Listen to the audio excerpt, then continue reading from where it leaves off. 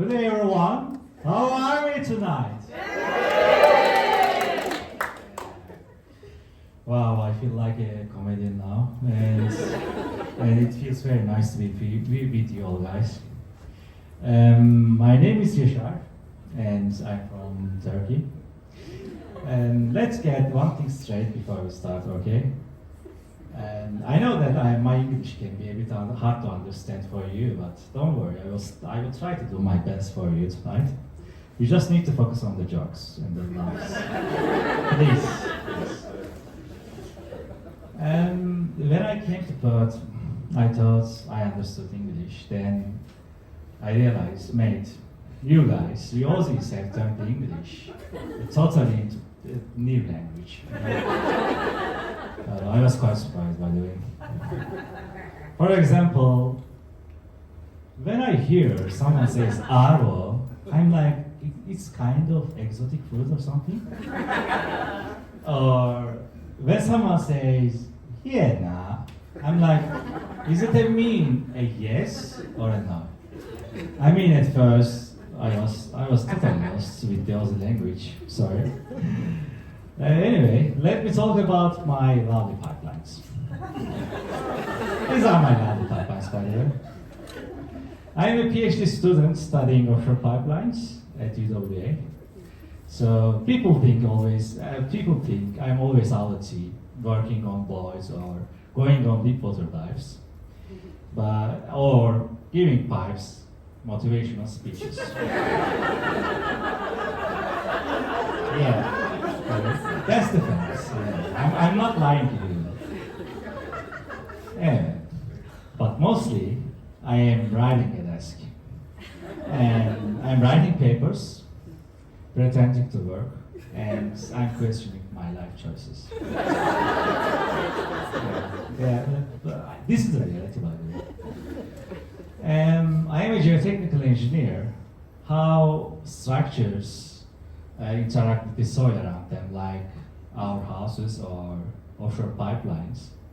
So offshore pipelines or subsea pipelines, did you know that these pipelines are just laid on the seabed and they are totally free to move around, like jellyfish that have no idea where they are going. So my job these days is to keep this pipeline from deciding to dance around on the seabed. Yeah, that's true. Because they should stay steady and do their job. If they do start moving, however, things get very bad very quickly. And the last thing we want is something like this in Western Australia, right? So I manage the relationship between pipelines and the seabed. You could say it's like couples therapy.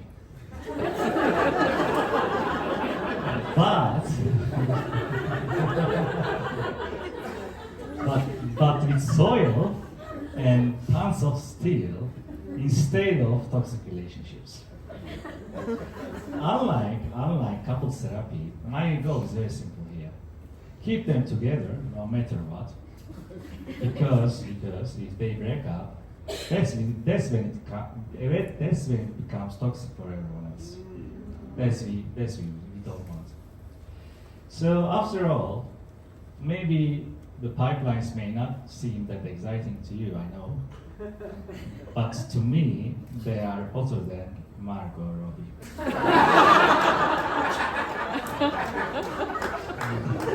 But that's the truth. That's the truth. They are really hotter than the Margot Robbie.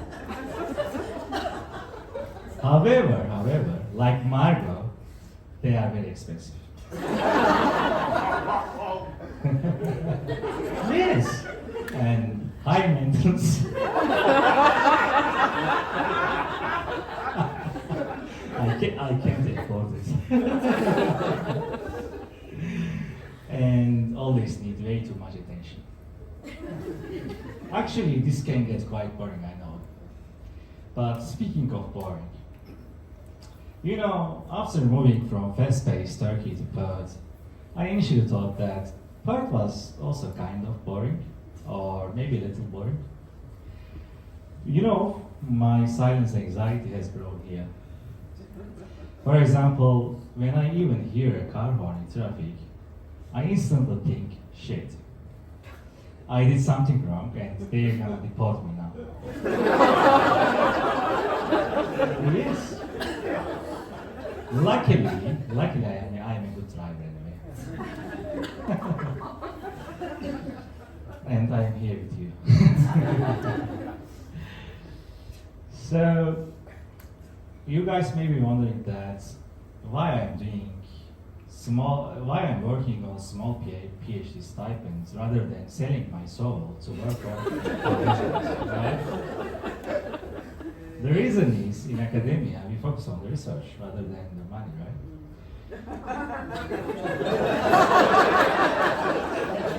If you believe. With that being said, I can sell even my soul, even my sanity. So let me take a minute to explain how my job keeps these pipelines stable. So my job and your showers hot and keep the environment protected. And my job primarily is to keep these pipelines stable. So if they are not very too deep,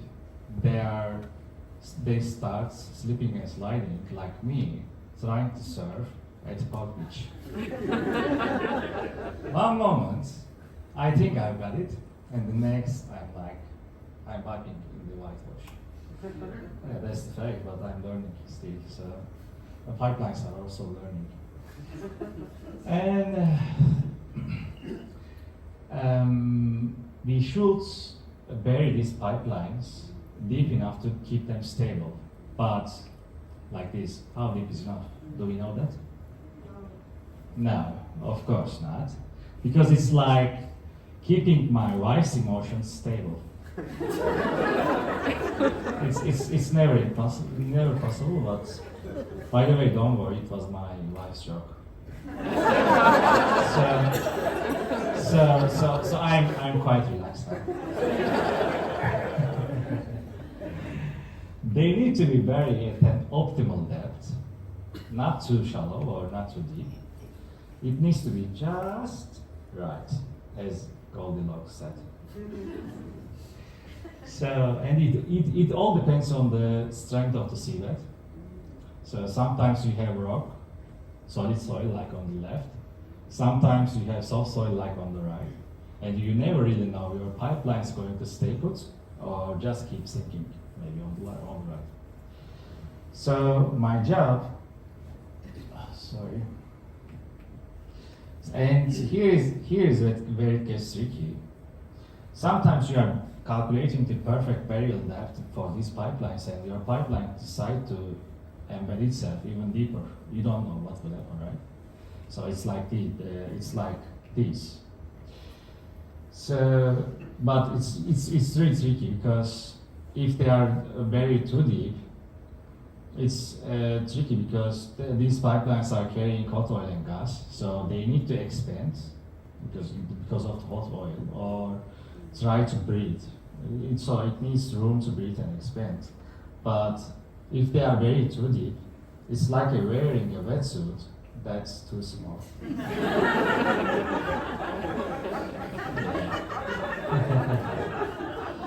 So the pipe, it needs room to breathe and expand. The pipelines tries to expand, but it's squishing there like a sausage in a tight one. Then, you know what will happen? Boom.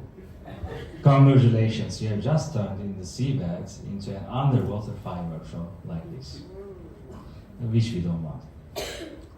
So let me talk about waves and currents.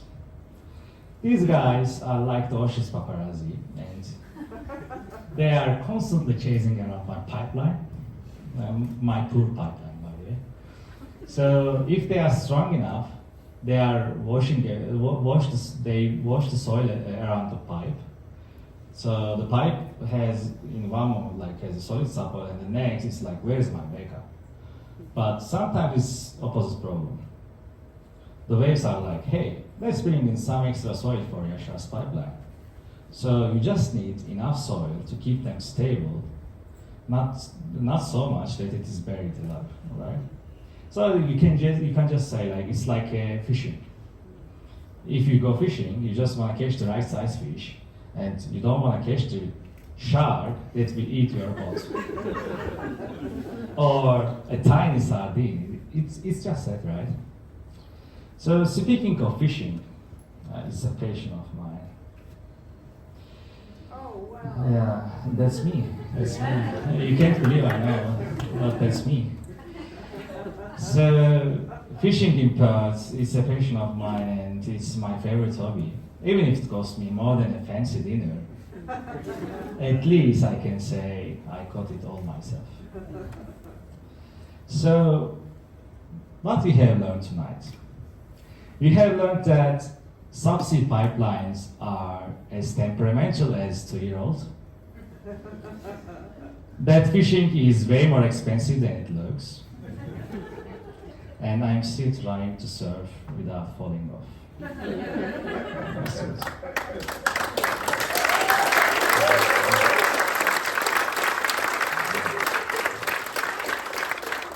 And if you want to take one thing from tonight, let it be this. Life is like an offshore pipeline, not a box of chocolate, okay? Sometimes you are very too deep, sometimes you are just floating along. But if you find the balance, everything flows smoothly, right? You know things. And next time when you are enjoying the hot shower, I want you to think of me.